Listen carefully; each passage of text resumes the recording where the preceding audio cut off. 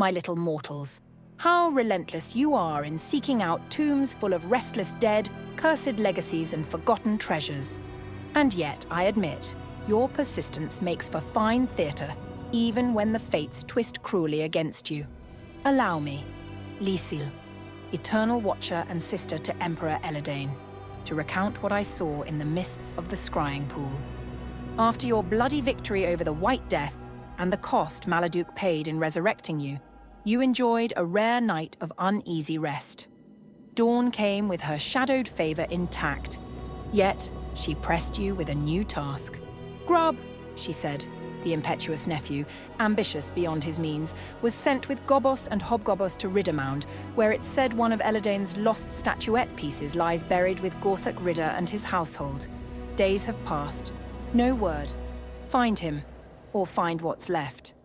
You agreed, owing some measure of loyalty to her after being dragged from death's embrace, and set your eyes toward the barrows.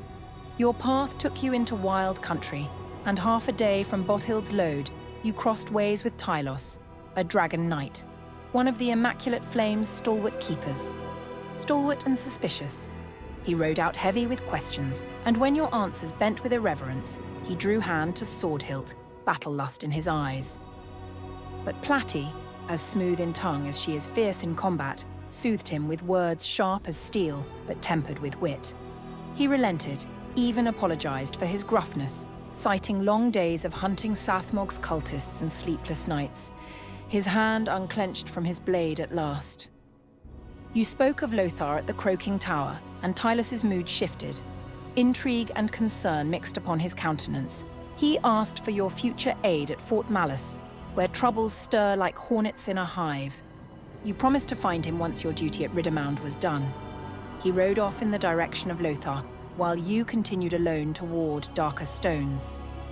The deep woods soon revealed chilling sounds, the chants of Sathmog's cult, 5 voices thick with devotion to their foul lord.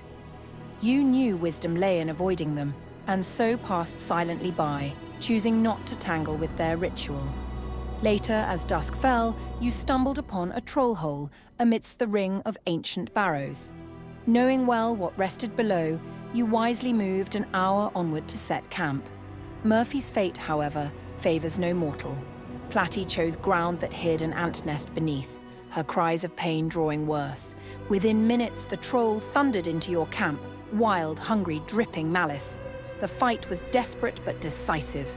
Bramsey's lightning carved smoking craters into its flesh, and in the end, the beast collapsed.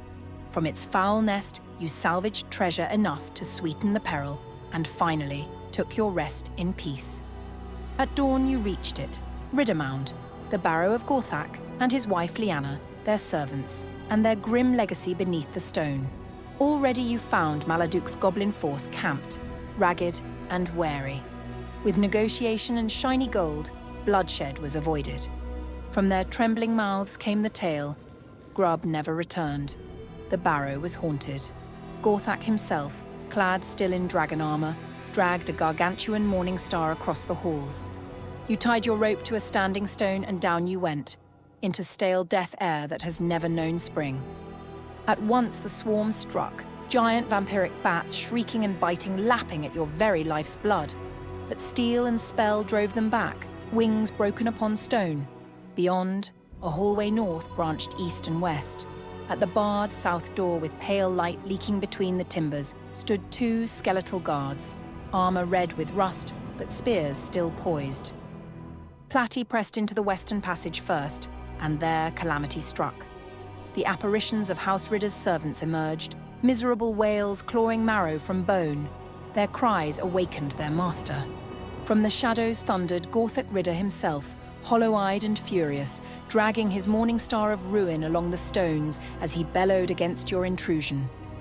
The clash was joined, steel against bone, the dead knight's might nearly overwhelming you. Amidst it, Bramsey, poor Bramsey, sought to hurl lightning as he had so many times before, but his weave faltered, his mind overreached, and in a heartbeat he tore a fissure into realms beyond. The stink of fire and brimstone boiled up into the chamber, screams from a place not meant for mortal ears, and from it, a demon clawed its way forth, eyes aglow with hatred and hunger. So now you are caught between the wrath of Gorthak and the unleashed spawn of the Abyss, your enemies multiplying where you can least afford it. And there, little mortals, I close my scrying bowl. That is where the week's light faded, blood crashing against blood, steel ringing, incorporeal shrieks deafening, but the demon yet free, and Gorthak unbroken. You may not survive this tomb at all, or perhaps you will carve your names into legend yet again.